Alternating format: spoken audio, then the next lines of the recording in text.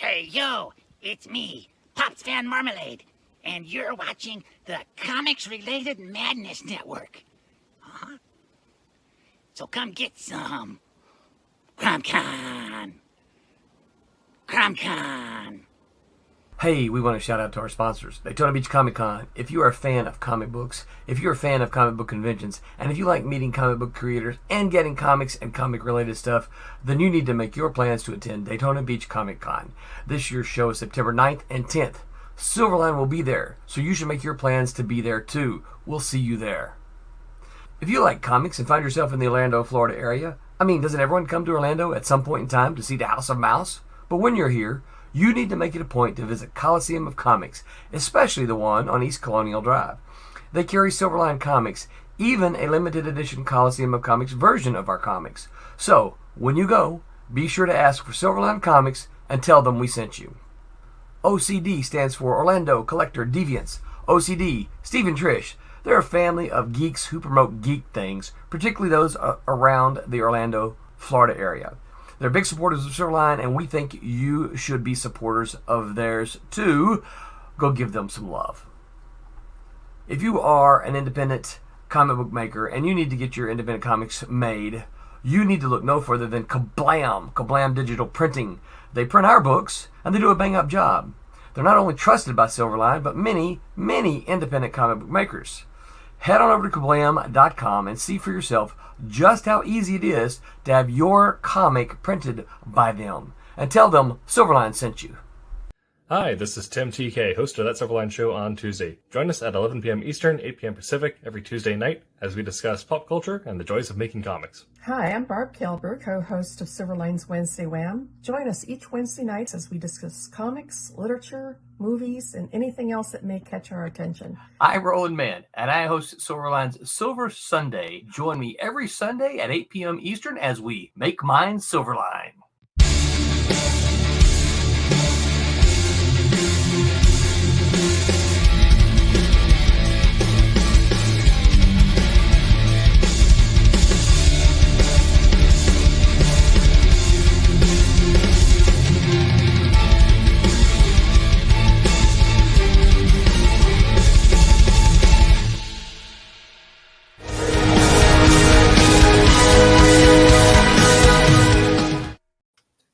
Hello, Internet. Welcome to That Silverline Show on Tuesday. I'm your host, Tim TK, joined as always by Jose Fuentes. Hello. Cassisi Harris. Hey, how you doing? David Rios. Hi there, how you doing? And a special guest, Randy Reynaldo. Hi, guys. Thanks for having me. Absolutely. If you are watching or listening at home, you can check us out live on YouTube, Twitch, anything like that, Tuesdays at 8 p.m. Pacific time on Tuesdays. I said Tuesdays. Or listen to us on your podcast service of choice anytime after that. Make sure to, rate us, leave us a comment, like us, share it with your friends, all that fun stuff. All right, housekeeping side. We're here today to talk with Randy Reynaldo, creator of Rob Haynes Adventures, winner of the 2018 Inkpot Award, and in general, a swell dude for what I am led to believe.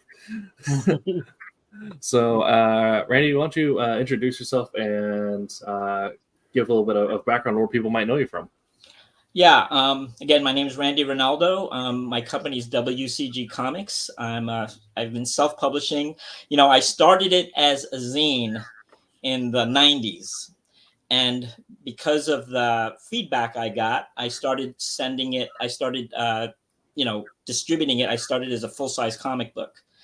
And then, it went a few issues. And then in 2000, I rebooted it as Rob Haynes Adventures. Before that, it was called Adventure Strip Digest. And also, I should add, I got a Xeric Grant Award. I don't know if you guys remember that or if people remember that, but that was by, it was by one of the guys who did Teenage Mutant Ninja Turtles. They started a foundation for self-publishers.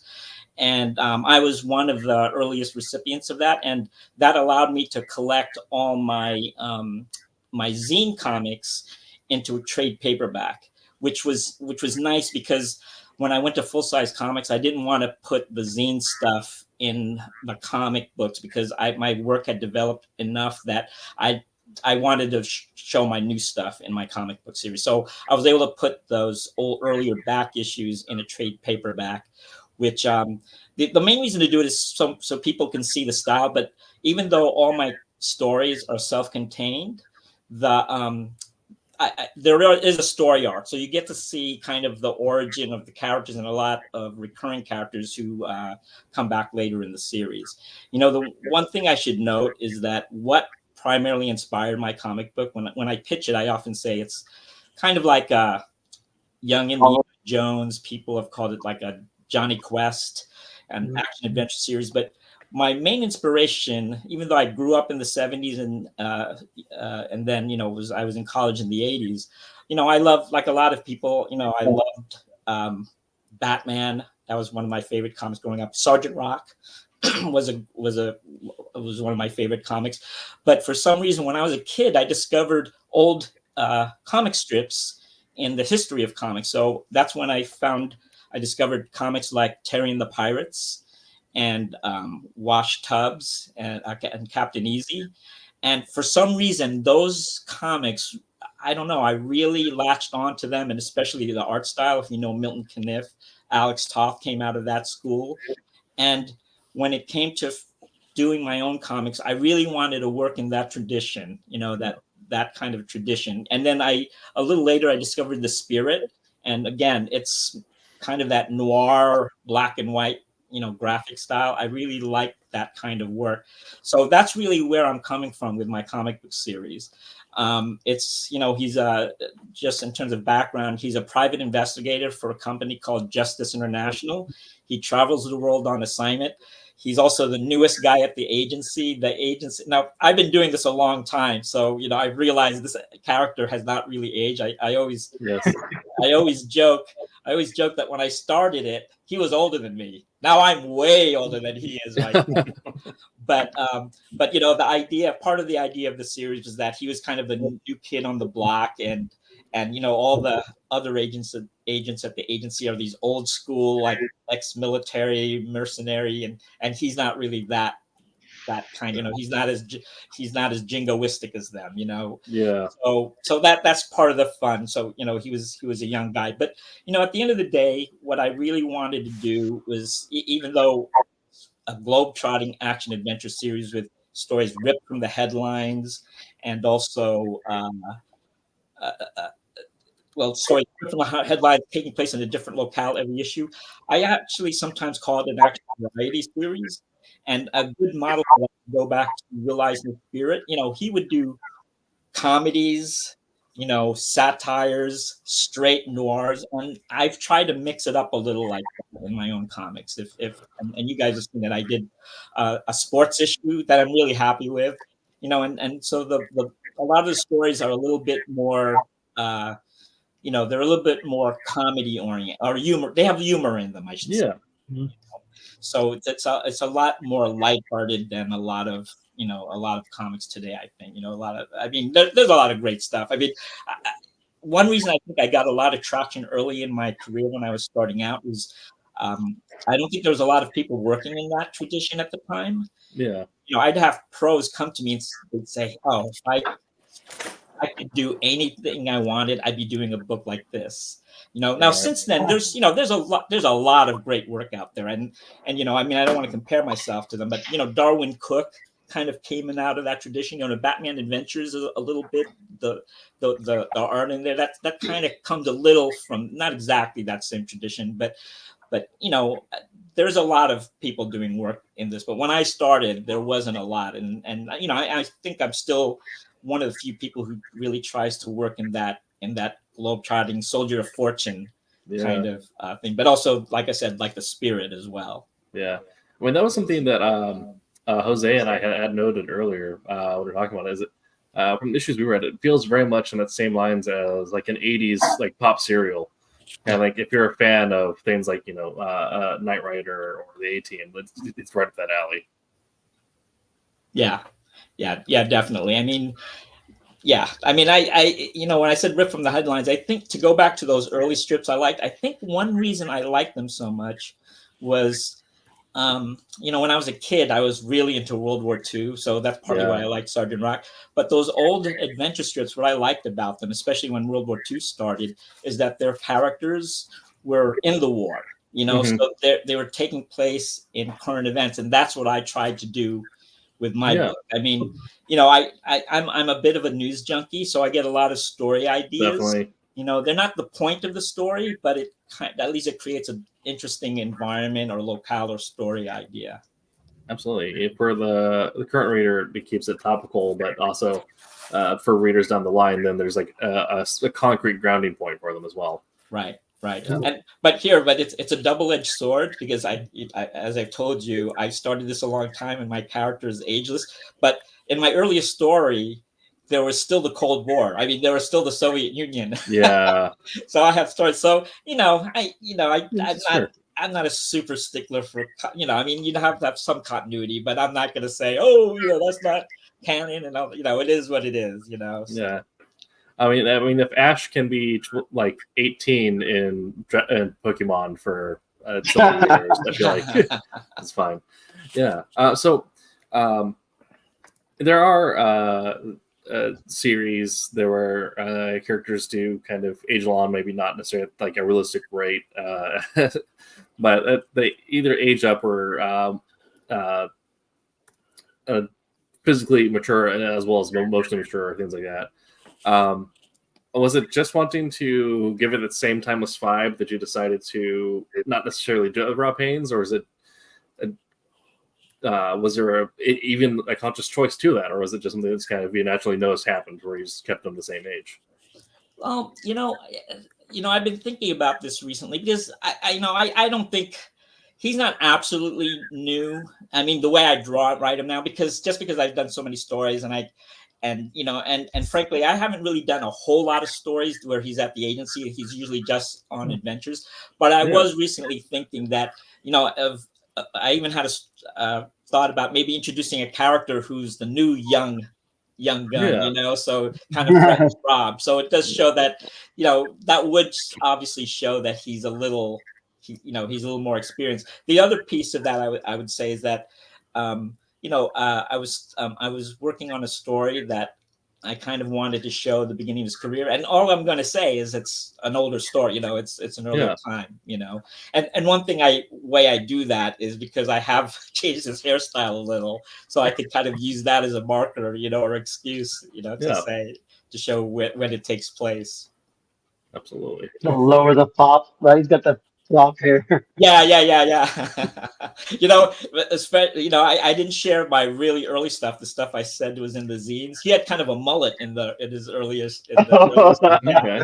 Yeah, in one of my books, I think I did it was a 1-page filler, and it was a joke thing, but it was called Crisis of Infinite Robs or something like that. And I did have a shot of all what he looked like over the years, from the mullet. Amazing.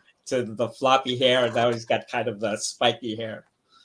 I wonder, as a creator, back in the day, you mentioned you got a lot of traction, you won several awards. What stopped the temptation from changing your style to fit into sort of like the big kind of publishing houses, as opposed to just saying, I'm going to stick with my creation and kind of make that? Probably my own limitations. No, seriously, obviously I didn't make a career in comics, and I mean, part of it was because I wanted to do what I wanted to do, but the other piece of it was because I knew I really didn't have the chops or the discipline to make a career out of it or to be a freelancer. So I just kind of found my own way, just kind of doing my own book, and I had enough story ideas, and I found my little niche. I mean, I'm not, I don't have the hugest audience, and the other problem was, or the other drawback is, I haven't been when I was starting out, I knew you had to have, like say Jeff Smith. I mean, when I started in the small press area at San Diego Comic-Con, I wouldn't have remembered this if I didn't have notes from the time. But Jeff Smith was was in that area next to me, you know, and within a year or two, you know, he graduated, and I did talk to him a little, you know, back in the day. So I was kind of in that class with him, but you know, he was, you know, he could come out with a monthly book, you know, and I really didn't, because I did have a day job, you know, I did have a career on the side. So and the people at Diamond at the time, they really liked my work, and so they just said, just send it in when it's ready. But, you know, realistically, you know, when you're coming out, you know, and I'll be frank, I mean, I've been coming out like once a year, you know, you know, that's not gonna, that's a hard sell. I mean, you have to build momentum, and, you know, people want to expect it, you know, not in a year, but they want you to hit at least every other month at minimum. You know, on the other hand, Diamond used to tell me, they'd say, you know, and they were always you know, encouraged me, but they also said, knowing what my schedule was like, they said, you know, trade pair. They said, when you come out with a trade, you know, hit us up with that, you know. But you know, the market's changed so much, so. But that's really why I stuck with it. I mean, like I said, even though I've come out with you know, I've been averaging about an issue a year, but now I've got 25 issues out. You know what I mean? So now I've got quite a, you know, so it, you know, it adds up over time. But yeah, in the moment you're like, oh man, I wish I could be more productive, but you know, at least I have a body of work. Absolutely. Right. And I think also, I mean, like as you mentioned in the pre-show, this is kind of more an educational show, so we have a lot of listeners or viewers that are currently going through art school or writing school and are looking at comics. And that's something we talked about before, is when you first get in, have a day job. But a lot of us here are actually in a very similar boat in terms of our comics careers, in that we have a comics career, but it's not cranking out a book each month with a major publishing house. It's creating a book that, you know, is wholly ours and getting that when it's ready. So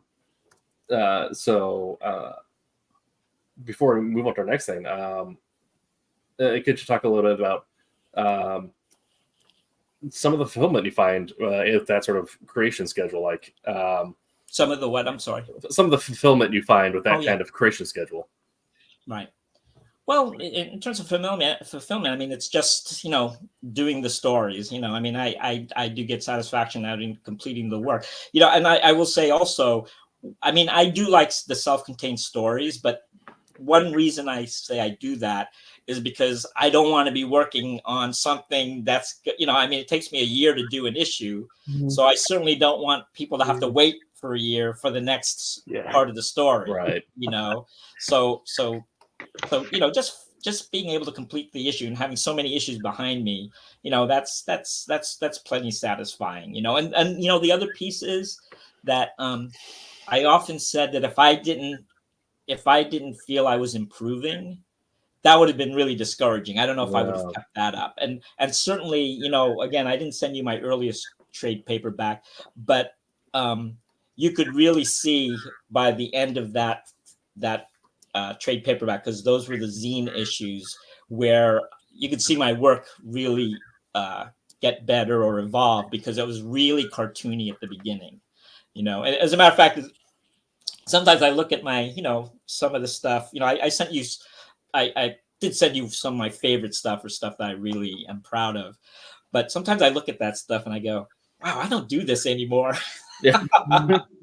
You know, I mean, you know, maybe it's just because it's distance of time and I'm too close to what I'm working on. But sometimes I look at that stuff and said, oh, I wish I was, I don't know, not as good as that was. But, you know, you just do your best, and, you know. Definitely. Well, as you do create things, your talent and your taste both improve at the same time. So I imagine after so many years looking back at like your first issue, it's a wild ride.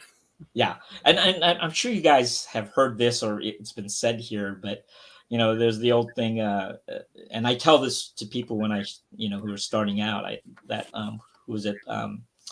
Who did Dave Sim, you know, and I think other people said, get your first 1,000 pages out of the way. You know, those would be your first page, you know, your worst pages. Yeah. So I don't know if it took me 1,000 to get to where I wanted, but you know, that's good advice. I mean, that when I said about not being, you know, that if I didn't get better, I'd be discouraged. Yeah, just just keep working through it, and just know if you keep doing it, hopefully you'll get better. I don't know if that's 100% true for everyone, but it does help. Definitely. Well, I would say, from like an education point of view, that is something. Oh. Were you guys able to hear me? Yep, until you muted yourself. Okay. Yeah. Yeah, I'm a genius. But anyway, that's one of the things that is said at art school was that yeah, the 1,000 pages, but like the only way to improve is by continually doing the work. You know what I mean? You can do like a page or two here or there, but like if you want to get better as an artist, you keep drawing, you keep working on what you want to learn to do, what you want to improve in regards to your skill. And so like you saying, going from like your beginning stuff to like the stuff where you got to the point where you're like, hey, I like that, I like where I'm at. You know what I mean? Like I mean that's just like you said, what you I was just, I guess, emphasizing or agreeing with what you said about the 1,000 pages. Like that's, I mean, that's a sound advice that, you know what I mean, that is taught in the art school, I guess is what I'm saying. Yeah. When I went to college, I wasn't really, I wasn't drawing comics. I didn't start drawing comics, or I didn't get serious about it until I finished college. But when I was in college, I did have a sketchbook. And so I always kept sketchbooks. So that at least kept me, it didn't teach me the art of inking and all that. These sketchbooks were really, it was mostly, markers and maybe a little penciling, but it was almost straight markers. But I was, working on stuff and working things out. And, but it wasn't until after college that I really sat down and started trying to work with, professional tools for print. I didn't really do that until college. I think before college, I did a little in high school. Just from how-to books, the brush and all that. But I was just doing that all on my own. And I still have that earlier stuff that I kept. But I've started photographing them to maybe post, but there's another piece of me that says I'm not going to post this. I mean, you can always say, everyone has to start somewhere. That is true. But yeah, the bad thing though is, or not bad, but right now, everything I do, I really try to put it in print. So I don't spend a lot of time doing sketchbook stuff. Just for. Just to kind of warm up or anything like that. And I probably should. And I've thought about that for a long time. But at the same time, in terms of my productivity, I try to put it all, everything I do, I want it for the book, on paper. Absolutely. So you mentioned the argument of going back and forth on whether or not you want to post something. I went through and I did some stalking on your social medias, and I have to say that for an independent creator, you're probably one of the most prolific users of social media, at least Facebook, that I've seen in the comic space. Oh, really? Most of our comrades are digital hermits. That's nice of you to say that, because I think I don't post enough, and I'm the type of person who says, oh, no one cares what I put out there. I'm really tough. I'm really hard on myself. I don't like putting myself out there, actually. But I have to admit, I often tell people, I said, oh yeah, if I didn't have my comic book, I wouldn't be on on social media. But that said, I on Facebook, I am friends with a lot of professionals, both people I know personally or have met or just know of, and it has created it's a nice community, actually. People talk about how toxic it can be, but and this is true across the board with Twitter and stuff. If you stay in your lane, and ignore the noise or the toxic stuff, it's nice. And Facebook I do like quite a bit, because there's more of a conversation and you could write more and stuff. And I even though I joked about how I don't like to put myself out there, I tend to write a lot of stuff. I'm a big explainer. So, but that's nice to hear that. Yeah.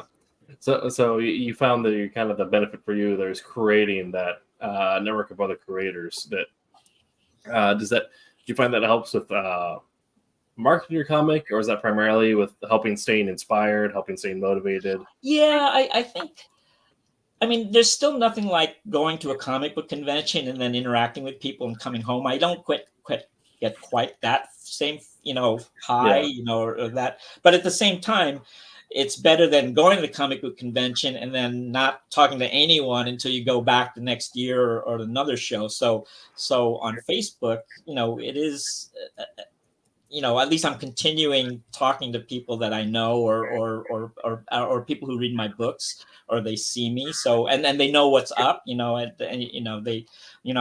I have a newsletter too, but Facebook's a nice way to just say, what I'm up to or what page I'm up to or what the next issue is. So I guess it does help with marketing a little. And I will say this, and I'm sure this when it comes to advertising, they often say, one ad's not going to do anything or one push, it's over time. Yeah. And I will say that just recently, I realized, every once in a while I'll just I'll post something to say, hey, my books are available here. And last time I did it, I got orders, Nice. And, yeah. So that was nice, both from people who ordered my books before kind of saying, oh yeah, I have to catch up. So it does. So I guess it does work. I'm not someone who's big on SEO. I mean, I don't, the only thing I pay attention to is, I got a sale, that's it. But I'm not looking at how much hits I got or anything like that. Frankly, I don't think I get a lot, but as a matter of fact, this is a little self-deprecating, but my wife, she posted something in response to something about some cat, and she got way more likes than I ever got. I got this many likes. I said, man, I haven't gotten even close to that many likes on anything I've ever posted. So I guess the lesson is just post more about cats. So. Yes, that's right. That's what I'm finding. A lot of pet based marketing. So what we need to do as creators. Yeah. So somebody mentioned the intro here is you won the 2018 Inkpot Award. Yes. Presented at San Diego Comic-Con. Can you talk a little bit about how you won that award, what it meant for your career, and kind of what it meant for you personally? Well, it came out of nowhere to me. And what I say is it's an award for my stubbornness. That's what I said it is. What happens? I've been exhibiting at San Diego Comic-Con. That's always been the main show I've done, and I've tried. I'm starting to explore doing other shows, but I've done San Diego Comic-Con since. I was there at the first time they did the small press, and I've pretty much been there ever since. I think I've missed 1 or 2 years, including the year I was married. But fair excuse. Yeah. And then, but I've done the show every year. So, but I'm not, I don't think I'm not a huge name or anything like that. But in 2018, they contacted me and said they wanted me as a special guest. And I said, and they put me up and everything. And I said, oh, that's nice. And then they had a spotlight panel. And this is where I get to plug Kablam, who you have. Nice. I know you guys push them. I'm really good friends with Barry Gregory, who runs Kablam. So anyway, and the reason I bring him up is because at the show they said, "Oh, you get a spotlight panel." And I've done a few panels, not recently, but I have done panels over the years. But I said, "Oh, what am I going to do?" And I don't want to be up there presenting by myself or just talking about myself. So Barry is actually a genuine, in addition to being a friend, and we met as self-publishers, in the 90s. Matter of fact, we did a book signing together, him and with his wife, Jenny, to Canada, the two of us. That's how we became really close. Someone flew us out there for a signing, and that's how we became good friends. But anyway, I asked Barry to basically be my wingman. He was the moderator of the panel. Nice. So that was nice. So anyway, so we had the panel, and the other thing I did is I said, who's going to show up for this? So one thing and I had a good turnout. It was nice. But part of the reason I think is that I did say, I think I subtitled Adventures in Self-Publishing. So I figured people interested in self-publishing, and I did obviously talk about that, might find that of interest. So I think that did also help fill the room a little. But anyway, so I was there, and before the show started, someone introduced me from Comic-Con. They introduced me, and then they presented me with the Inkpot Award, which was a total shock. I knew nothing about it. I will say, after the fact, I found a website by someone who was putting odds on who was going to get an Inkpot Award that year, and I was on it, and he thought I would. Oh, wow. And I have to say, I'm glad I didn't see it beforehand, because if that was in my head, I would have been, nervous or had that expectation and been disappointed if it didn't happen. So I'm so glad I didn't know about it. So I think what it was, I think partly it's because I've been kind of a fixture at Comic-Con, but I also know, especially when I was starting out there, a lot of the people there like my work, because I'm one of the old school comic book guys, working in comics and working in that style. And I think that was part of the reason, was that, again, I'm just doing an old school comic book, and I've been doing it continuously, and so it was a big honor. They give several, I think they give like 15 to 20 a year. So, I got I was joking. I said, I got mine before Kevin Smith, because Kevin Smith got it the night after I did. Nice. but it was a big honor, and I will say it did come with some real perks. One of them is I don't have to worry about signing up a badge for me or my wife. I don't have to go through the lottery. I just can walk in. I don't even have to get in advance. I can just walk in and I get a badge. That's nice. So That's cool. That's one nice perk about it. Absolutely. That's fantastic. Yeah. So anyway, it's for, they give Inkpot Awards. They've given it like to Kevin Smith for a whole variety of people in popular culture in general. But mine was for said achievement in comic arts. So it was it was a real honor, and obviously that just put me on another high.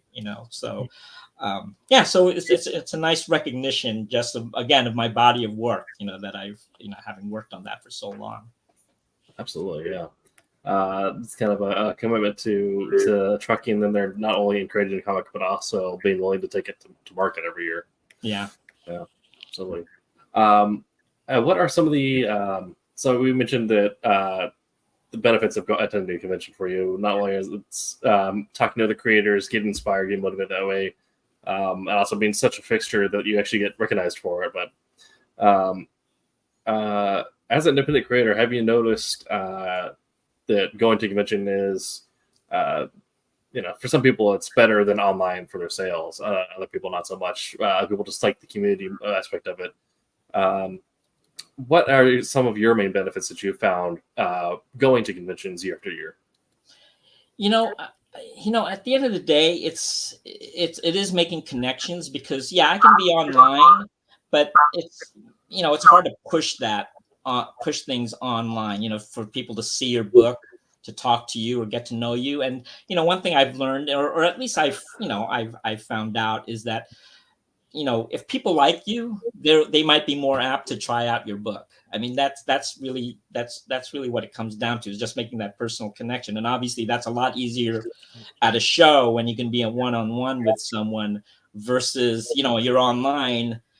And it's nice you said I'm very visible online, but you're still one of all these people on a feed, and I told you, I swear to you, I am very, very introverted and shy. But the one thing I've learned is that and everyone's different. I remember I was next to a guy, and he was a really nice guy, but I called him the Machine, because he stopped everyone, and it wasn't, it didn't, and he really, he didn't come on. He was very, I don't want to say aggressive in a bad way, but he was good. At the end of the day, he made sales. It helps to have a book that helped, but I'm not quite like that, but I did learn that if you just stand there and watch people go by and maybe smile, that's not going to do it.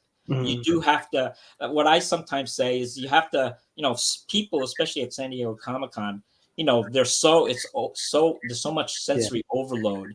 You have to do something to cut through that a little, and just saying, hey, I have to say, hey, how are you doing? It's as simple as that, just kind of snapping them out of it and having them come over to your table. And sometimes I just say, "Have you seen my work? Why don't you take a look?" It's a little bit more natural than that, but that's basically what it is. And it's 100. I'm not going to make a sale 100% of the time, but that increases my chances of making a sale. And if nothing else, you have a nice conversation with someone. There's nothing wrong with that either. I'm not, again, I've been at shows. I hate to say this, but I was at a show once where this guy, someone really literally had a breakdown because their sales weren't what they wanted to be, and they were a machine. They were really trying hard. So. And as a matter of fact, I should add that one of my advice to some people, because they've never done a show and they ask, I always say, don't go in expecting to make money. If you do make money, that's gravy and that's great. But go in kind of just trying to make connections and make some sales to offset it. Because if you don't make the sales and that's what you were counting on, you're going to be disappointed.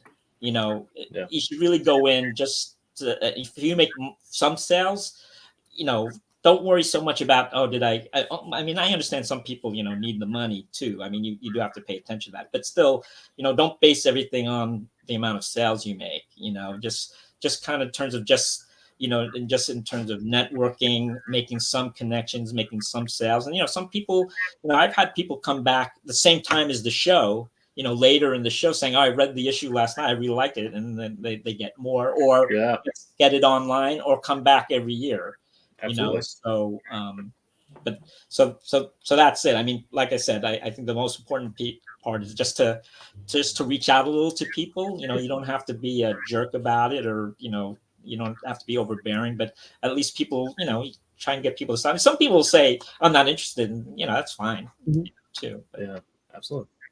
Yeah. Last time I was at a con out in Florida, actually, I joked that my sales goal was just covering lunch each day. Everything after that was just whatever. Right. Oh. Okay. So you do the story and the art. So are you, over time, have you become writer first, then you draw, or do you just start with? No, it's funny especially the way you said that. That's what people, the first thing they sometimes do, or they're surprised by when they come to my table, or they go, "Did you, that I did the story and the art?" Or they'll say, "Did you do the story and the art?" And I actually my joke response to that sometimes is, "Yeah." And when I was doing a zine, I said I also used to print and staple it too. Yeah. But yeah, I do a full script for myself. I write, it looks like a movie script, basically, because I can do the pictures, and I will say, just from a, process and artist point of view, I do think writing first, sometimes I do think I'm sometimes a little wordy. And I do think sometimes I haven't done a whole story where you kind of do just the, each panel, the panels first. But I have found occasionally when you do it that way, when I've done like sequences like that, the storytelling comes through a little quicker or stronger. Mm-hmm. And then, adding the dialogue after, I wouldn't, it's almost Marvel style, I guess, but I don't know. That's just not my process. Sometimes I do it. I've done that when I've been kind of stuck, just to kind of change things up, that I'll just work on a page and I'll pencil it. And sometimes I'll go, oh, this is really moving, versus if I write a script, sometimes I have to be a little conscious of, remember, this is, there's got to be action in here, not just talking heads, all that. You guys read my stories. I even though, like I said, I think I'm sometimes a little dialogue heavy, at the same time, especially since I do the stories that are self-contained, I think the movies kind of move a bit, sometimes it's at the detriment maybe of a little bit of detriment of a little bit of the of characterizations and stuff, or character development, but like I said, my stories, I think, are still pretty tight, even with all that. From what I read, I get definitely seemed like there was a lot of care in maintaining the flow from panel to panel. No, So thanks. even if it was done Marvel style, there is definitely the voice and the flow of story is very consistent. Yeah, thanks. Hey, one thing I'll add. I don't know if we'll get to this, but and I think I sent you the proof of the story I'm working on right now. Yeah, and that story is where Rob goes back in time, and it's kind of explained. Yeah, and it's a 19. I talked about how my first inspiration were the Soldier of Fortune strip. So in the 25th issue, which was perfect for this 25th milestone issue, he goes back in time and teams up with all the adventure strip characters that I love, but of course I didn't name them the same, but they legally distinct. Like them. Yeah, but the other thing I decided to do was that each page is like a Sunday page. Oh yeah. Yeah, so where the logos on each page, and then there's a little recap at the beginning, and then the thing, and I kind of stuck with it.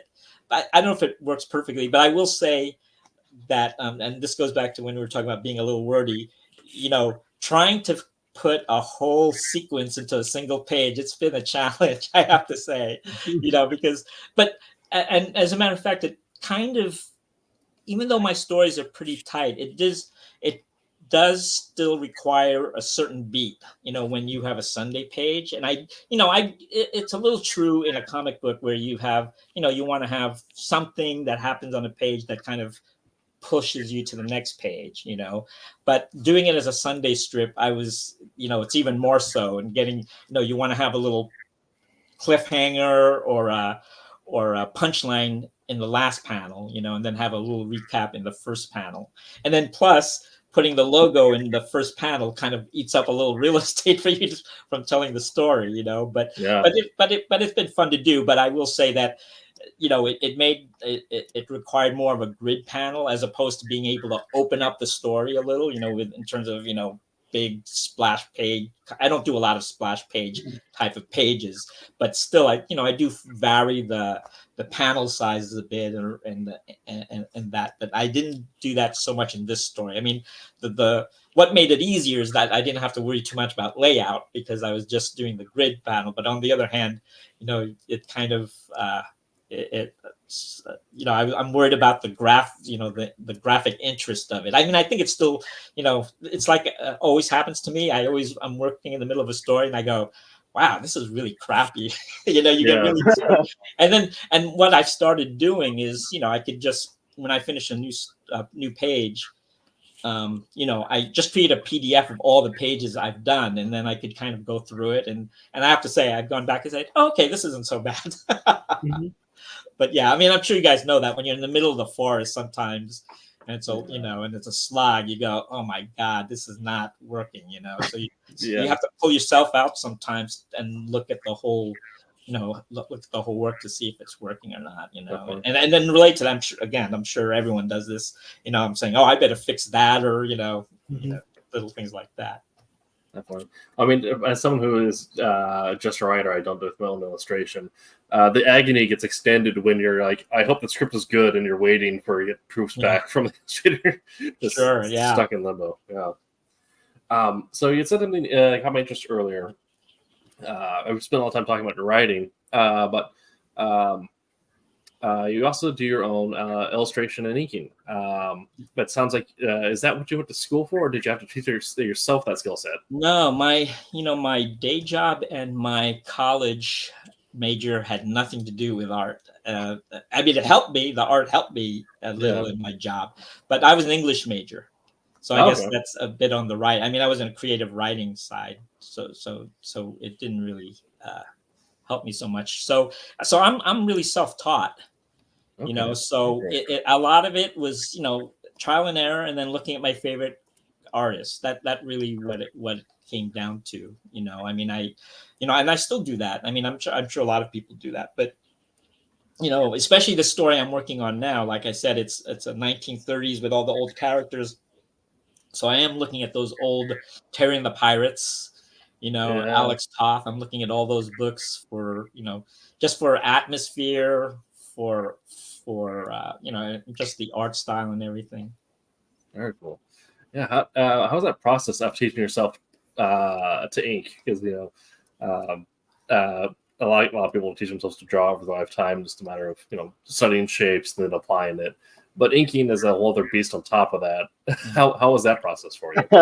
Yeah, I like everyone else. When I started, I was using a brush, and I don't know if I was great at it, but I got proficient enough. Obviously, I mean, I was publishing my work, but as a lot of artists have told you, have said, the quality of brushes have gotten so bad, and so I started trying to move to brush pens.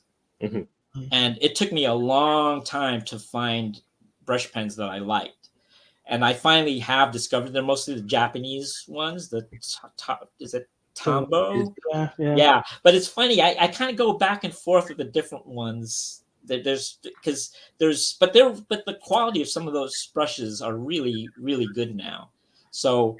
But I should add, I actually do have a one weird tick in my inking, in that it's a weird confidence thing, but I actually go over when I ink, I actually do all the line work first with kind of with a thin line pen, like a 0.04 multi-liner. Yeah, exactly. And I don't know why, because I don't feel like I've never tried it, because it's just my process. But I feel like I don't have the confidence to do straight inking with my brush, just straight onto the pencils with the brush. So I have the pen line already there, and then I go back with a brush to kind of punch up the outlines and do the line work. The line work. But before I do that, the whole page has been inked with one of those thin line pens. And then I do that. Yeah. Oh, do you? And then Yeah. I get a slightly, and then I have a bunch of different pens. Then I use this is an old trick that I actually got out of one of these old cartooning tips book. But once I have that, before I do the brush, I just get a Q-tip. I have Q-tips. Just dip it in the ink, and any big black areas, I don't do it all the way to the edge. Just fill that in. And then I use kind of fatter pens to kind of fill them out to the edges. And then after that, that's when I use the brush pen, and then I kind of finish it up a little. So so that's my process in terms of inking.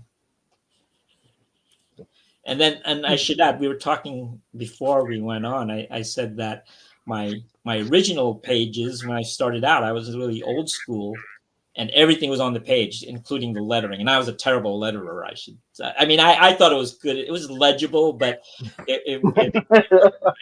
though I have to say, there was a brief time, it didn't go through, but Image had contacted me about doing their book, my book with them early on.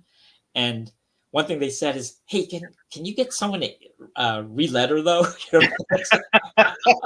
So I hear that.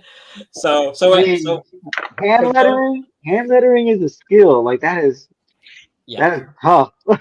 Yeah, I did not do well. Hand lettering is cool. As a matter of fact, my earliest, I had zines. And then I did 4 issues before I rebooted as Rob Haynes Adventures, and I had 4 issues, and those were hand lettered. And those 4 issues were called Adventure Strip Digest. And I don't sell those as back issues anymore, because I collected them in a volume 0 trade paperback, so you can get that. But I actually, before I put the trade paperback together, I re-lettered the whole thing. So that way it'd be, it's going to be in a nice format. I figured, that was one of the few times I hired someone to do the lettering for me. And talk about process. The one interesting thing about that, because again, those pages were old school, so those didn't exist digitally. I had to scan those, but they also had the original Zipatone. And when the guy re-lettered it, I thought he was just going to use my balloons and just put in the lettering, but he actually put in new balloons, new lettering, and then put it on top. So I had to clean up the art because the old balloons were sometimes there. But what made it challenging was I had to sometimes replace Zipatone to cover up areas that were now exposed. So what I had to do, thank goodness for Photoshop, what I had to do is I would patch it. I would get a little piece of the art where there was Zipatone, and since Zipatone, when you lay it down, it can be at any angle. But if I took it from that same page, just moved it over, and that sounds like this is about a 144-page book, but it wasn't, it wasn't as labor intensive or nightmarish as I expected. It took time, but I was able to get it done and get it. But the good thing now it got done and everything. But what I was getting to is that my original pages were everything was on the page, Zipatone, lettering, and everything. But now, as with so many digital tools available to you, I'd say about anywhere from 70 to 80% of my pages are on the, it's ink on the page, but then the rest of it is digital. I mean, there's the lettering, there's the Zipatone, and I use a little bit of like 3D modeling, SketchUp. Yeah. And not a whole lot, but as a matter of fact, for a while, I thought I got too hooked on that. So I had to back up because I was to the point saying, I'm just going to get a SketchUp gun. But that got silly. So I kind of, but it's a process. You kind of see what works. And I didn't think it, I think it was fine. And the trick was, I did think I integrated the work well into my work, into the art. I don't think it stood out like, it took you out of the work or was really noticeable. But, but the thing about digital is, now it's nice to be able to like, you're drawing the page. I go, should I put black here or there? I'll do it digitally because, obviously if it doesn't work, you can see right if it works or not works, just, undo or just do that. So that's one of the things that's not on the page is that I'm doing a lot more black. I still used to do a lot of the black on the page when I was digital, but like I said, over time I said, I don't really have to do that, or I don't have to commit to that right now. I could do that, do that digitally. And then there's little things too. I realized, when you have like something like parallel lines at or a brick pattern or something that's in perspective, I still sometimes will draw that, but at the same time you go, well, that's the whole point of using digital, something that has to be perfectly, measured. You have to, that's what it's there for. So I've been I've been using that more, or taking advantage more of those kind of tools. We do have another question from Roland Mann, actually, before we jump in. He wants to know, do you have someone who works with you in the role of an editor? Do you have anyone that you send alphas to, or is it all you? Something I should, and I know people do that, but I don't. and that's and as a matter of fact, I realize I do have one person. He's a big fan of my work. He gets everything, but he always gives me notes afterwards. And it's got to. Matter of fact, I see him at shows, and he'll come back the next day because he read it. He goes, "Okay, do you want to hear?" and he's actually caught plot holes. He's nice.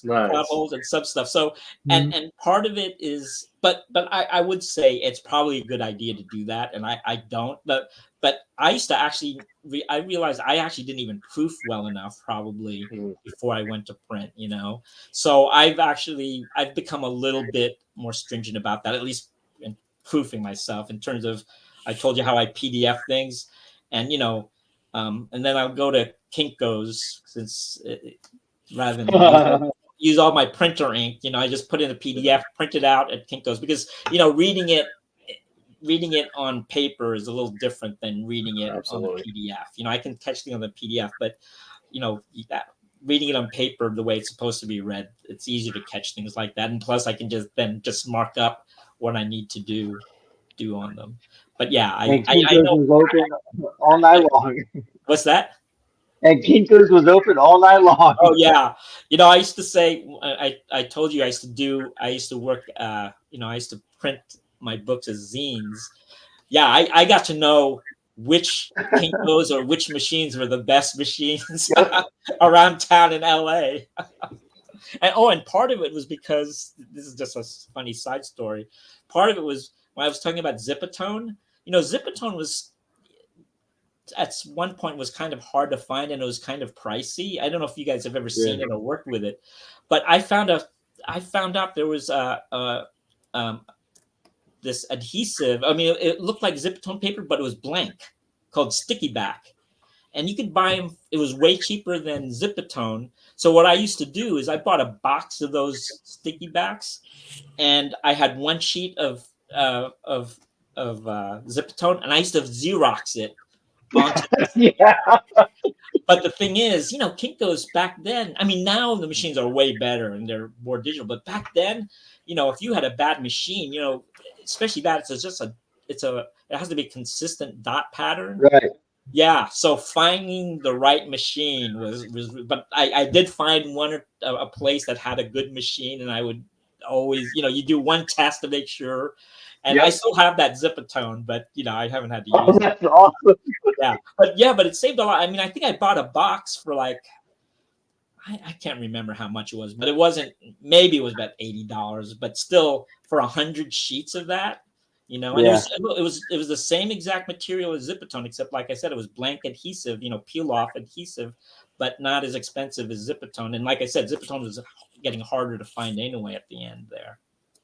Absolutely. So we used to do that at Kinko's for punk stickers. We used to get the sticky backs that was white, and we get the clear one. And we used to make like different the stickers for like the punk bands that I used to hang out with. And so we would sell them at shows and whatnot. That's right. I did see. I remember seeing that. Yeah, that makes sense. Yeah. Yep.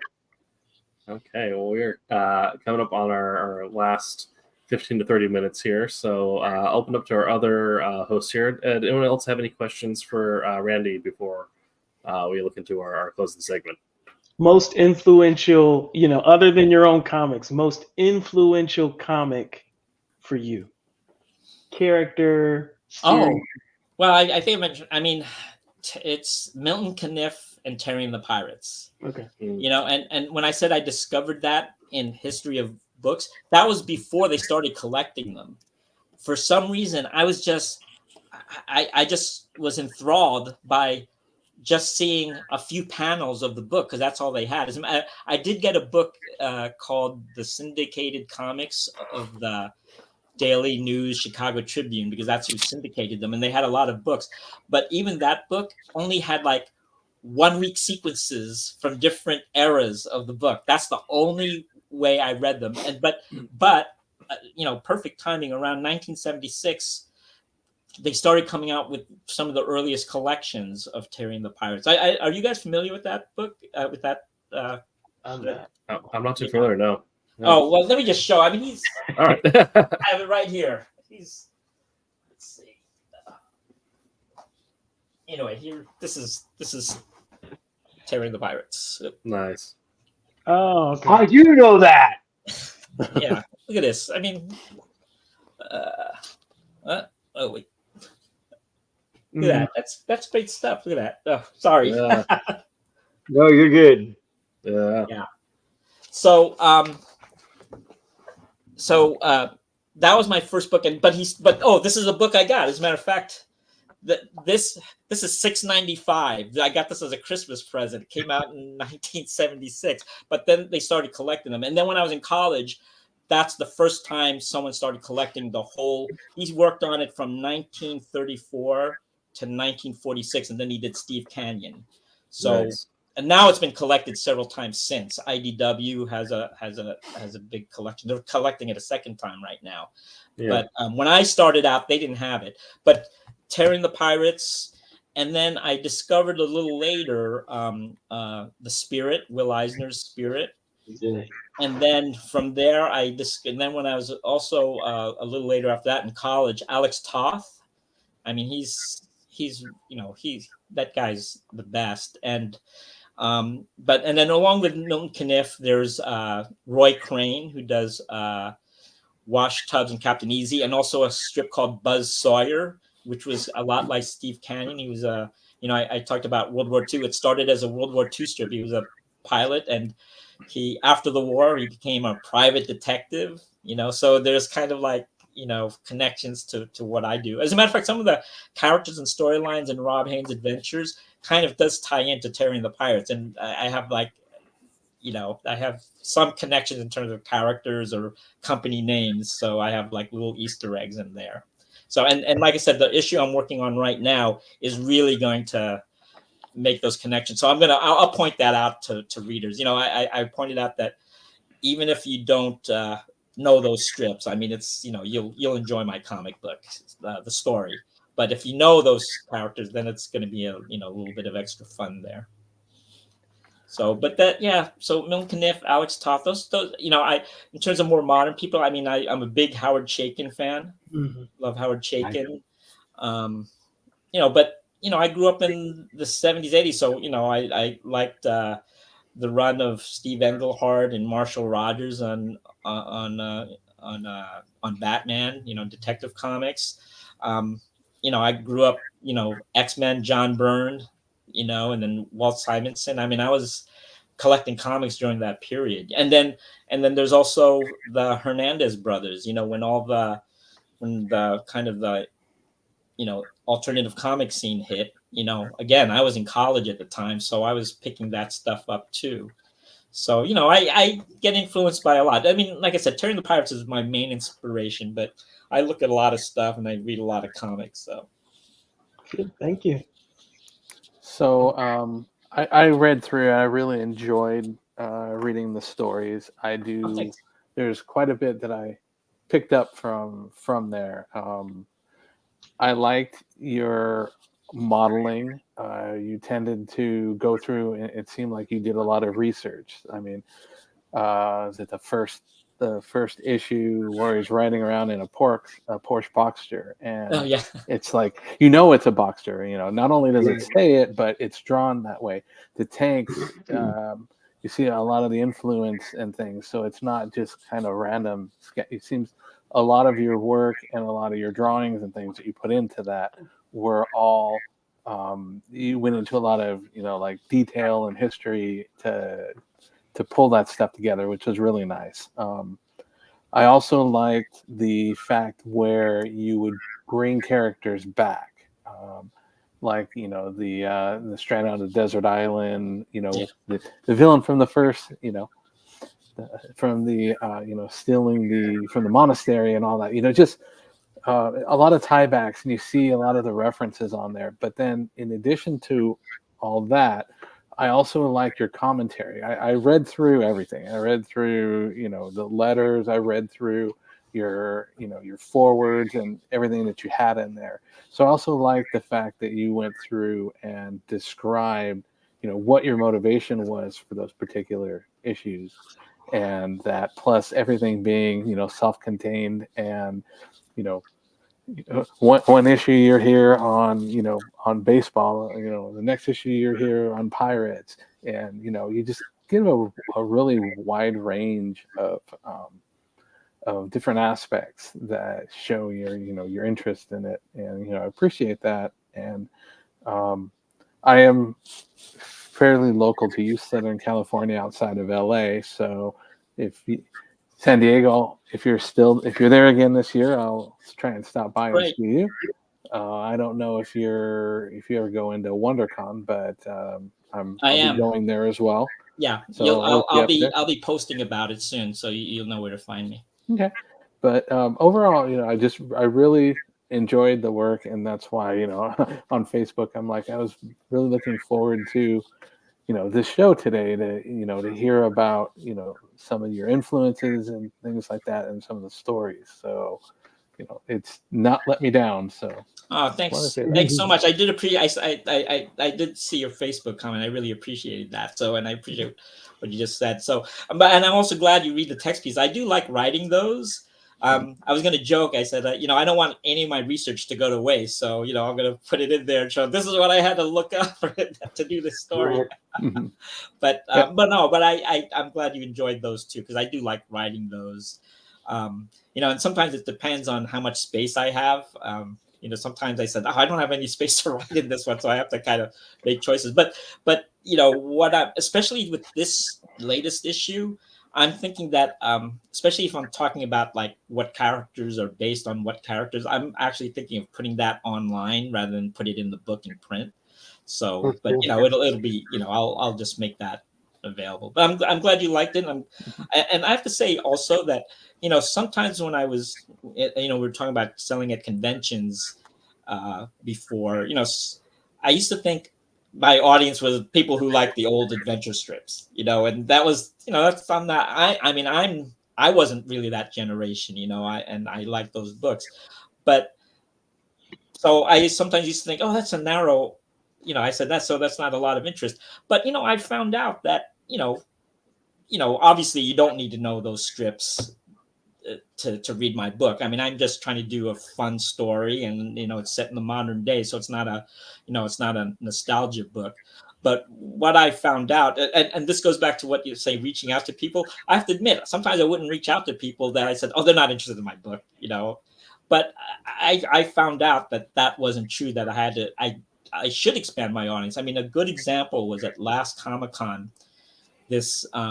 There was this, I think she was about a 12-year-old girl. She was like looking at my comic and talked to me a little. And again, I'm not saying she wouldn't want to read it, but I just never think of that as my audience necessarily. Mm-hmm. And then later in the show, the dad, he was actually at a table, at a caddy corner from me, and he said, hey, my daughter's really interested and she loves you. She loves your art. And I get a lot of that. People just will sometimes get stuff from the art, but he just wanted to make sure it was appropriate for her. And I said, oh yeah, I have a few stories that are, there's nothing like even PG-13, but there's some stories that are maybe a little more mature or something. But I did say, no, this issue, she'll like it. And the next day he ended up buying several more issues because she loved them. And then the very last, when we were shutting down for the show, she came by and she said she was looking for one other thing that she wanted to get.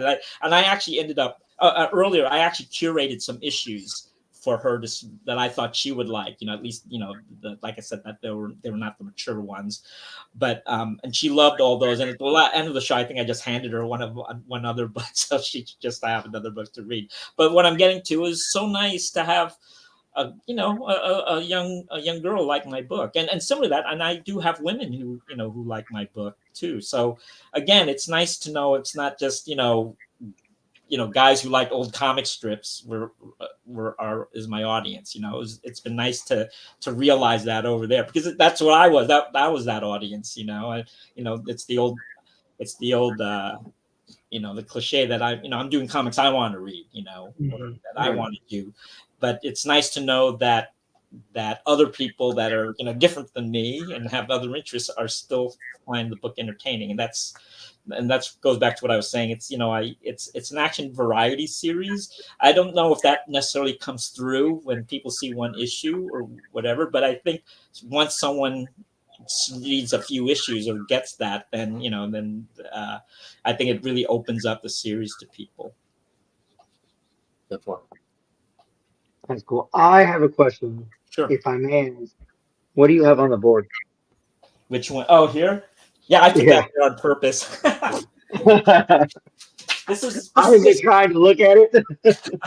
This is the cover to the next issue. Well, I don't know if it's the cover, but I did this before I started work on the issue because I just wanted to have kind of a reference for the main characters.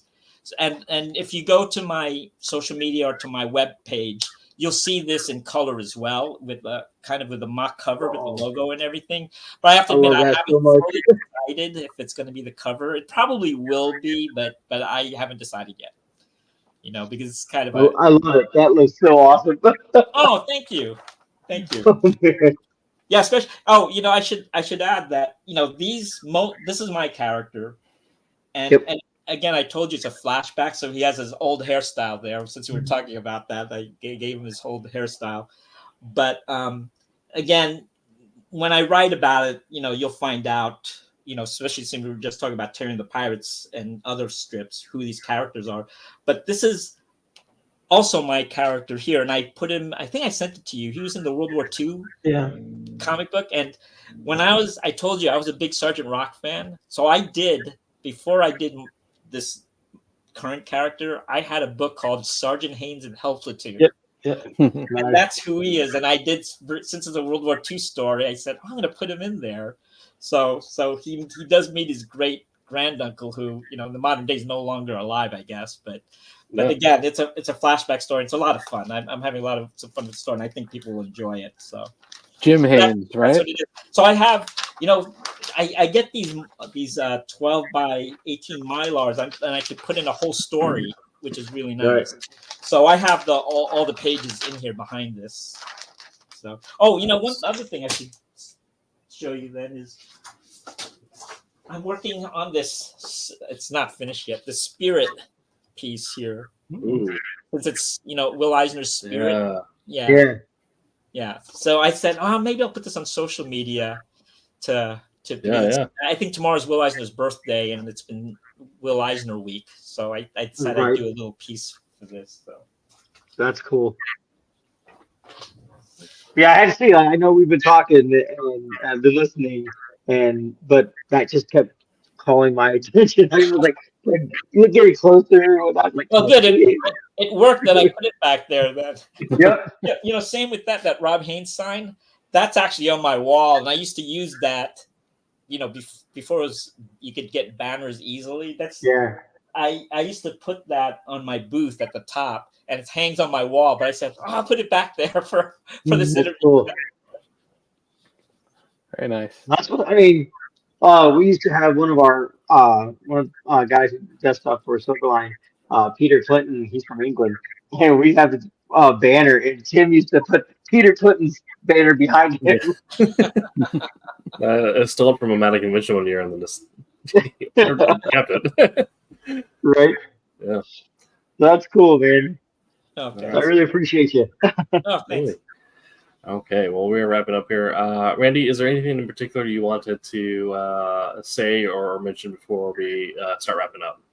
No, just that. Thanks for having me on. I had a fun time. You guys, I had a really fun time.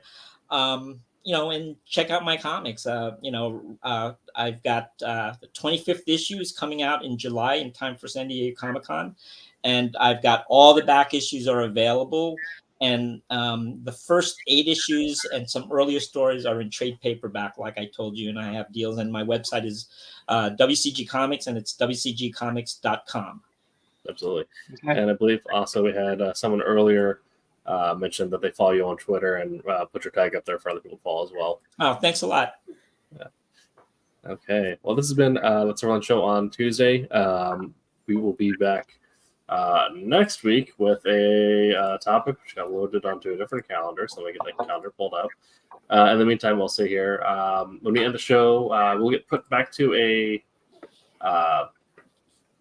separate green screen, so we'll still be our green room. So when we put up our ending banner, Randy, you can leave if you wish to, or you can hang around if you would prefer to do that. Next week, we're going to be talking about making the leap in the comics. So if you're just getting started, talking about the period of time when you're first making the decision to get into comics, the choices you have to make, everything like that. Okay. But yeah, we'll be back next week with that. Make sure to check out Wednesday Wham and Silver Sunday, 8 p.m. Eastern on those respective days. And until next time, remember to make mine Silverline. Silverline. There we go. And Randy, real quick, can we get you saying "Make mine Silverline" as well? Make mine Silverline. Awesome. Thank you. All right, we'll be back at the end of this timer. Hi, my name is Paul Kupperberg. Make mine Silverline.